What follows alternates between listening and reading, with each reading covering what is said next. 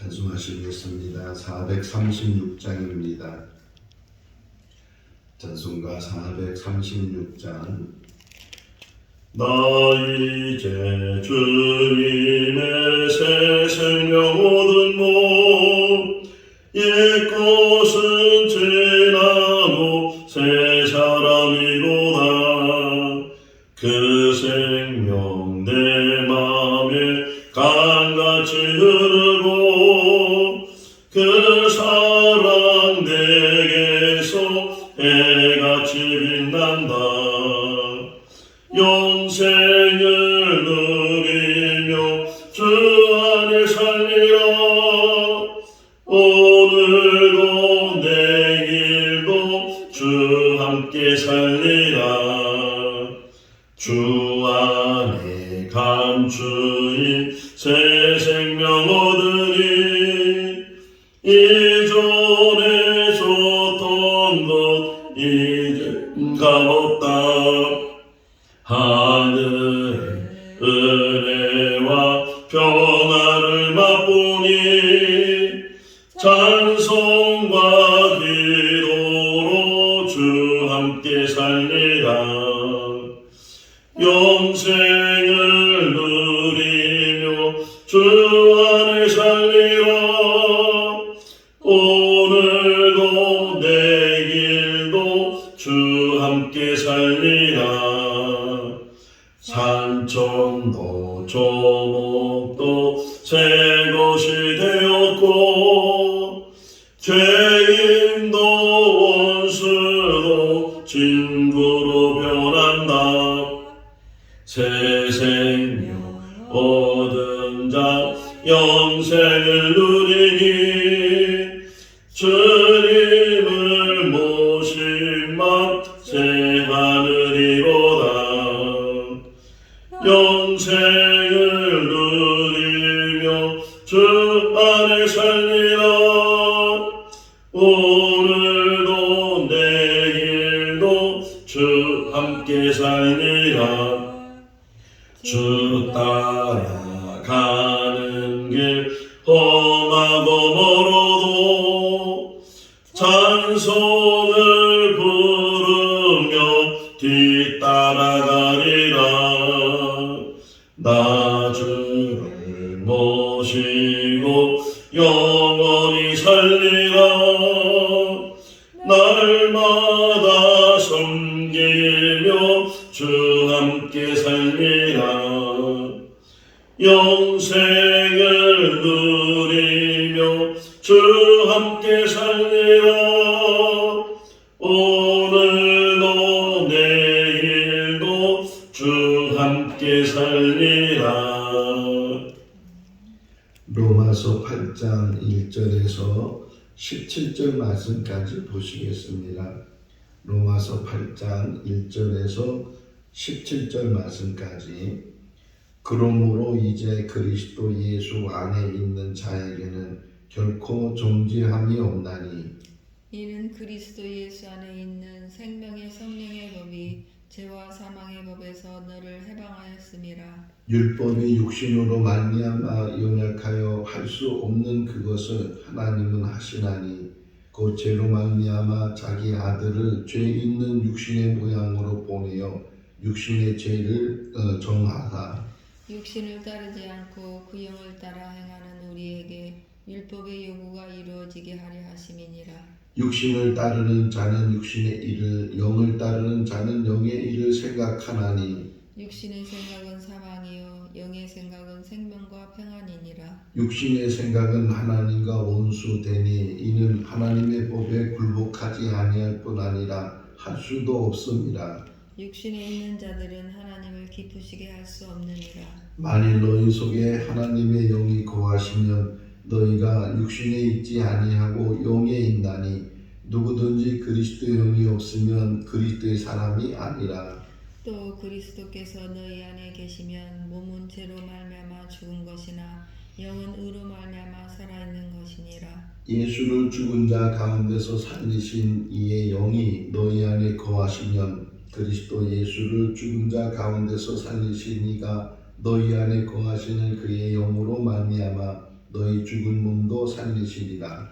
그러므로 형제들아 우리가 빚진 자로되 육신에게 져서 육신대로 살 것이 아니니라. 너희가 육신대로 살면 반드시 죽을 것이로되 영으로서 몸의 행실을 죽이면 살리니 무릇 하나님의 영으로 인도함을 받는 사람은 곧 하나님의 아들이라. 너희는 다시 무서워하는 종의 영을 받지 아니하고 양자의 영을 받았으므로 우리가 아빠 아버지라고 부르짖느니라. 성령이 친히 우리의 영과 더불어 우리가 하나님의 자녀인 것을 증언하시나니 같이요.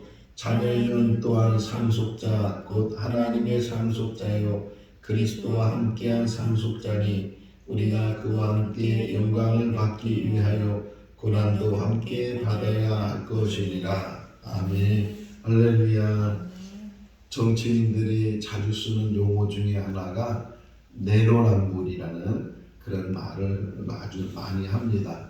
그러니까 똑같은 일인데 자기는 그것이 사랑이라고 얘기하고 또 다른 사람이 그 똑같은 일을 하게 되면 그것은 불륜이라고 말하는 그런 모습들. 같은 일인데 어떤 기준을 세우냐, 어떤 촉도를 가지고 그것을 판단하느냐, 또 말하느냐에 따라서 그렇게 내로남불이라는 말을 쓰는데 그걸 보게 되면 다른 사람에게는 어떤 면에서 철저하게 그것을 이제 보는데 자기에 대해서는 그것을 철저하게 보지 않는다는 게 그냥 너무 넓게 또는 그냥 쉽게 이렇게 보고 생각하기 때문에 내로남불이라는 그런 말을 우리가 하게 되고 듣게 되는데 오늘 이 구원의 문제에 대해서도 어떻게 보면은 내로남불에 대한 일들이 너무 많이 있다라는 생각을 갖게 돼요.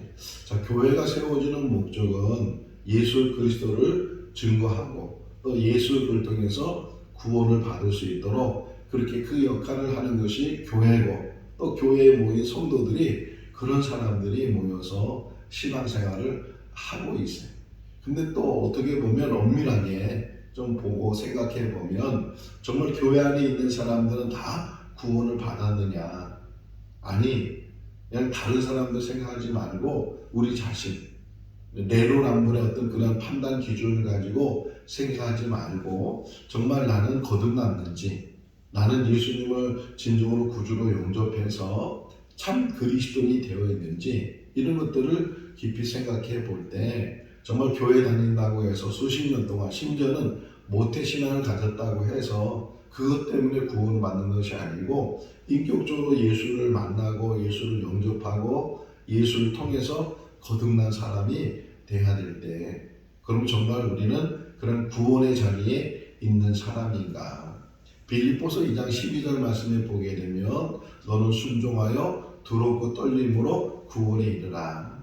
그러니까 구원 받는 것이 물론 값없이 받는 거예요. 왜냐하면 너무 그 값이 너무 크기 때문에 그러니까 이게 헐값이기 때문에 싸구려이기 때문에 값없이 받는 것이 아니고 값을 치를 수 있는 사람이 아무도 없기 때문에 돈으로는 살 수 없기 때문에 부자 청년이 예수님을 찾아와서 그래서 영생을 얻으려면 어떻게 해야 되냐고 물었을 때 그 자기가 가지고 있는 재산을 다 팔으라고 얘기했을 때 팔지도 못해. 너무 많이 가진 것뿐만 아니라 그것 가지고도 이 영생을 얻을 수 없기 때문에 우리가 값없이 받는 거예요.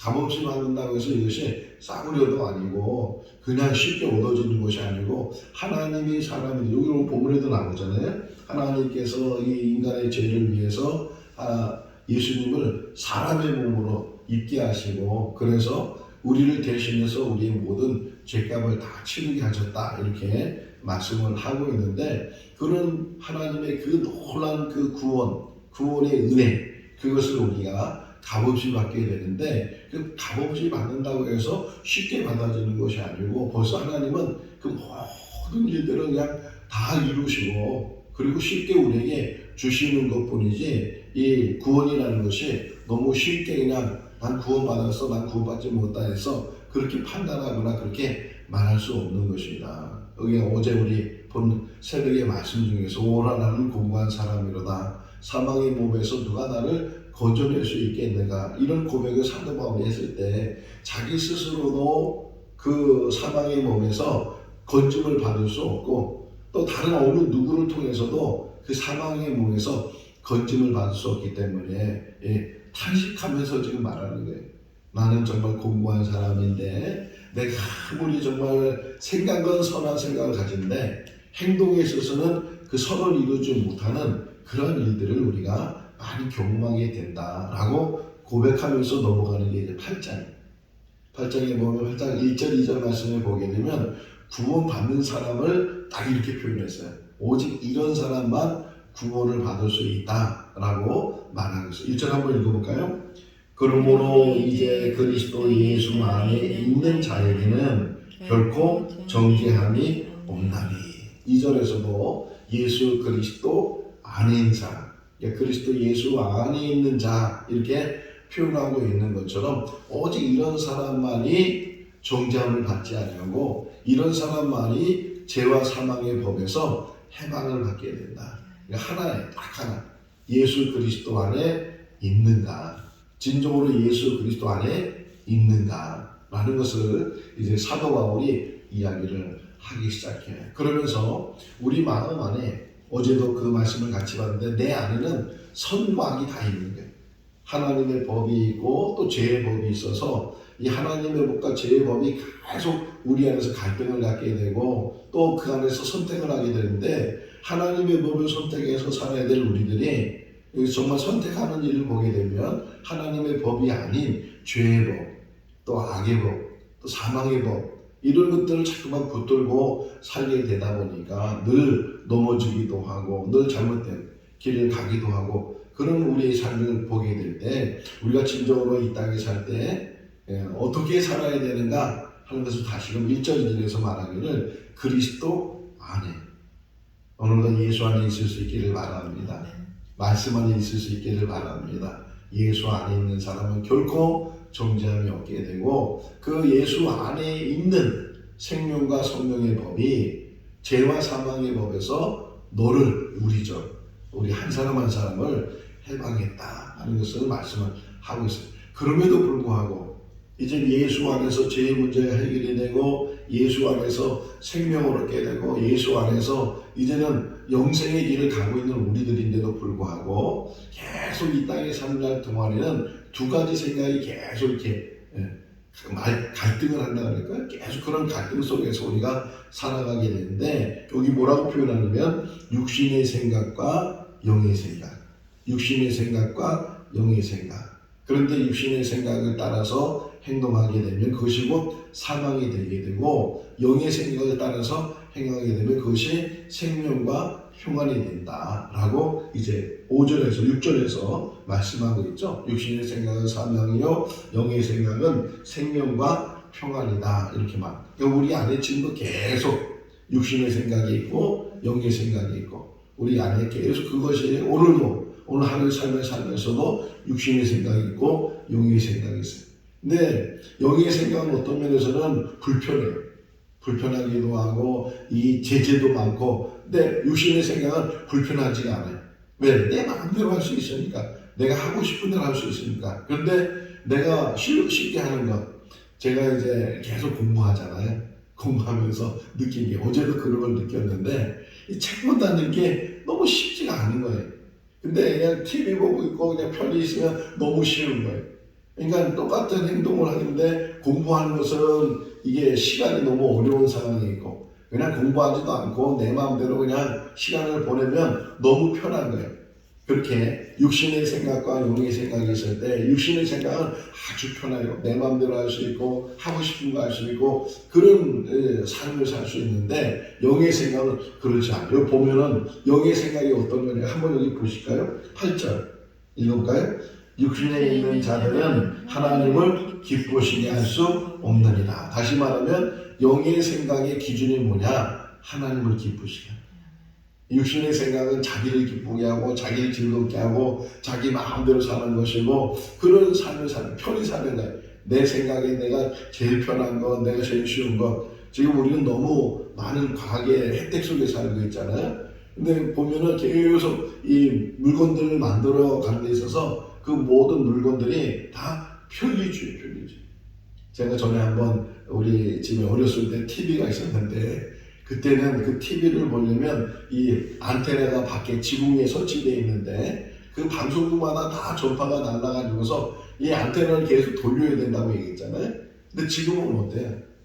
지금 TV를 본다는 건 이제 요즘은 어떤 시대냐면 전에는 그래도 가서 이렇게 스위치를 누르고 껐다 켰다 하고 보림도 가서 조정을 하고 그랬는데 요즘은 저 멀리 떨어져서 뭐만 있으면 돼. 리모컨만 있으면 돼.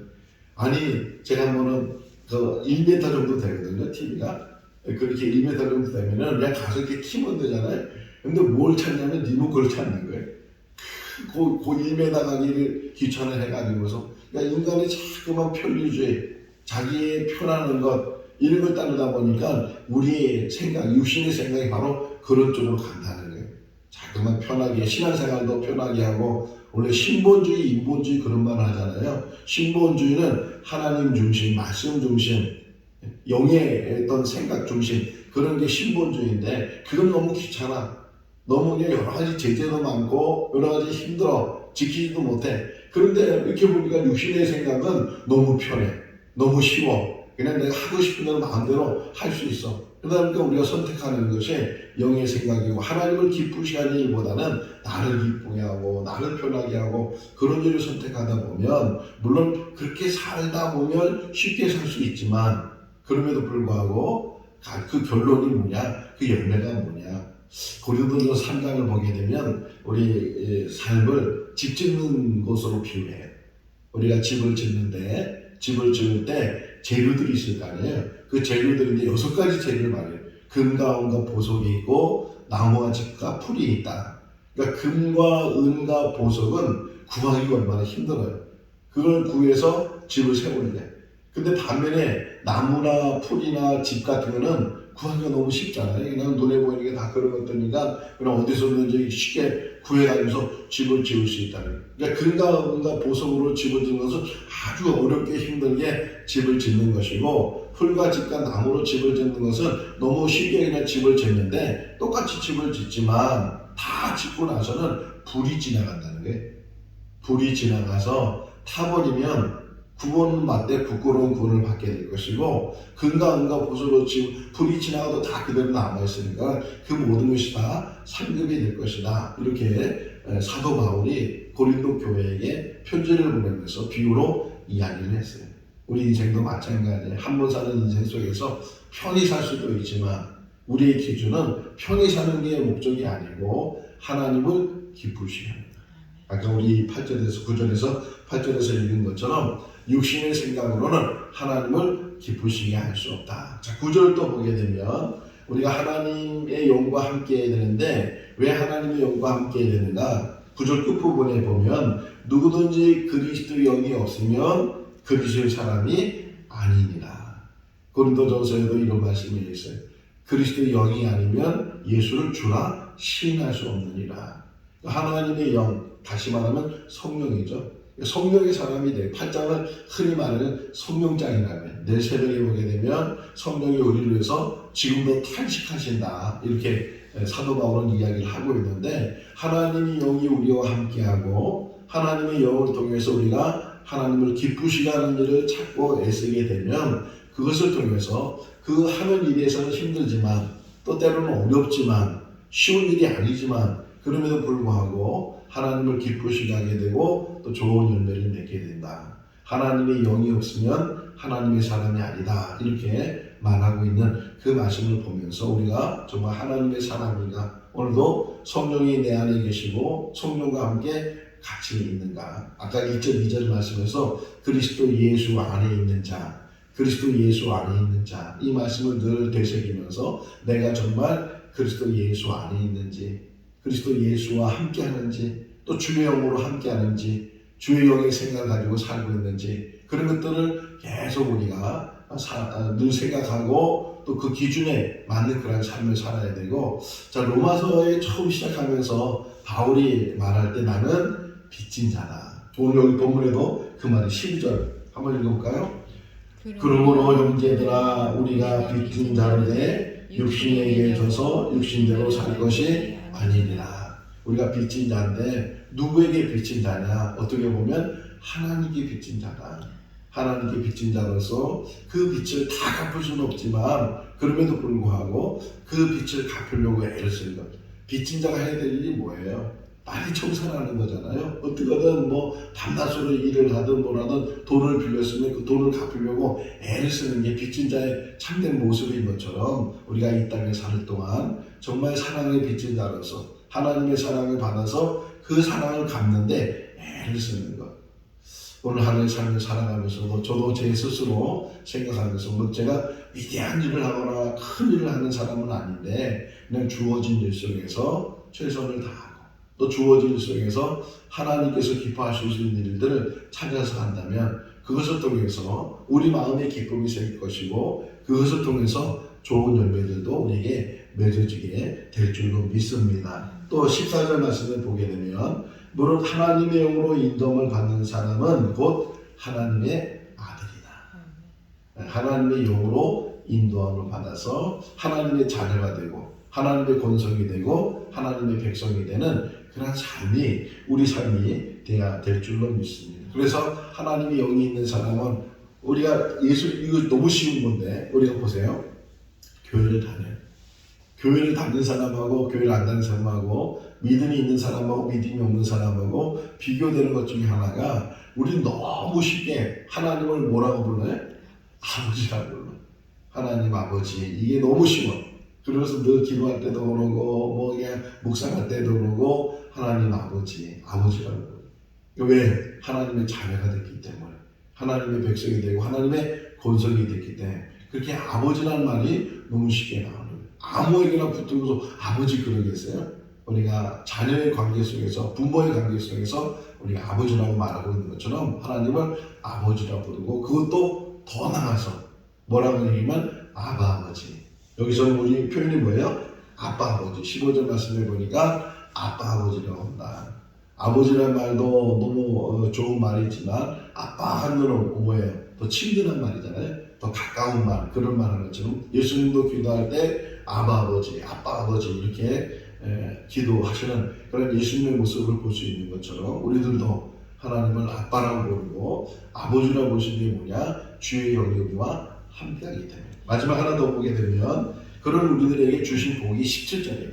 17절 읽어볼까요? 자녀이면 또한 상속자, 곧 하나님의 상속자요 그리스도와 함께 상속자니 우리가 그와 함께 영광을 받기 위하여 고난도 함께 받아야 할 것입니다. 자, 자녀 그랬어요. 자녀. 근데 그 자녀를 다시 설명하는 게 상속자. 또 설명하는 게 뭐예요? 하나님의 상속자. 또 설명하는 게 뭐예요? 그리스도와 함께하는 상속자. 그러니까 똑같은 말을 4번이나 반복한 거예요. 우리가 하나님의 자녀가 됐는데 그 하나님의 자녀는 상속자야. 근데 어떤 상속자야? 하나님의 상속자야. 그런데 또 어떤 상속자야? 그리스도와 함께하는 상속자야. 이렇게 지금 4번씩이나 반복시켰어요. 그러니까 사중적인 어떤 하나의 얘기, 하나님의 자녀, 이제 이걸 표현하고 있는데 그 하나님의 자녀가 상속자야. 그런데 어떤 상속자냐면 하나님의 상속자야. 근데 또 말하기를 그리스도와 함께하는 상속자야. 뭘 상속받는 거예요? 상속이가 뭐예요? 부모가 자녀에게 물려주는 것. 이거 상속이라고 하잖아요. 우리가 상속자예요. 뭘 받은 거예요? 영원한 하나님의 나라, 영원한 생명. 그것을 우리가 상속받은 줄로 믿습니다. 천국을 향해서 믿음 안에서 제가 다시금 이게 생거진 축교 안에서 같이 신앙생활하면서 저의 고민과 저의 애씀이 뭐에 있냐면 한 영혼 한 영혼이 너무 귀하고 그 한 영혼 한 영혼이 정말 하나님 앞에 거듭나고 하나님의 자녀가 되고 하나님의 권속이 돼서 그래서 하늘나라를 소유하고 우리가 천국에서 다시 만날 수 있는 천국 안에 다 들어가는 그런 은혜가 있으면 참 좋겠다. 늘 그런 기도해. 우리가 천국을 소유하고 천국 백성으로 이 땅에 사는 귀한 삶이 될 수 있기를 주님의 이름으로 축원합니다. 기도하겠습니다. 사랑이 많으신 하나님 아버지, 사망의 몸에서 건져낼 수 있는 사람은 아무도 없습니다. 오직 예수 그리스도 그분만이 우리를 죄와 사망에서 해방시켜 줄 수 있는 줄로 믿습니다. 그리스도 예수 안에 있는 자가 될 수 있도록, 거듭난 자가 될 수 있도록, 천국 백성이 될 수 있도록, 천국을 소유하는 자가 될 수 있도록 은혜를 베풀어 주시옵소서. 두렵고 떨림으로 구원에 이르라고 주님 말씀하셨사오니 진정으로 내가 참으로 하나님 앞에 있는지, 또 하나님 안에 있는지, 주의 영이 우리와 함께하는지, 주의 생각으로, 영의 생각으로 살고 있는지 깊이 묵상하고 주의 영으로 사는 귀한 삶이 되게 하여 주시옵소서. 에녹이 하나님과 동행하면서 하나님을 기쁘시게 하는 일을 찾았던 것처럼 우리도 이 땅에 사는 날 동안 하나님을 기쁘시게 하고 하나님의 영으로 기쁨을 가질 수 있는 우리의 삶이 되게 하여 주시옵소서. 생거 진천교회 축복해 주시고, 또 생거 진천교회에서 모든 성도들, 또 생거 진천교회에서 기도하는 모든 성도들에게 크신 은혜로 도하여 주시옵소서. 우리 교회가 사랑의 공동체가 되게 하시고 한 가족을 이루게 하시고 하나님 나라가 확정되는 일에 힘쓰는 우리 교회와 성도들 다 되게 하여 주시옵소서. 오늘도 주 안에서 복된 하루의 삶이 되게 하여 주시기를 간절히 바라옵고 우리를 구원하신 예수님의 이름으로 기도하옵나이다. 아멘. 마쳤습니다. 자유롭게 기도하시기 바랍니다.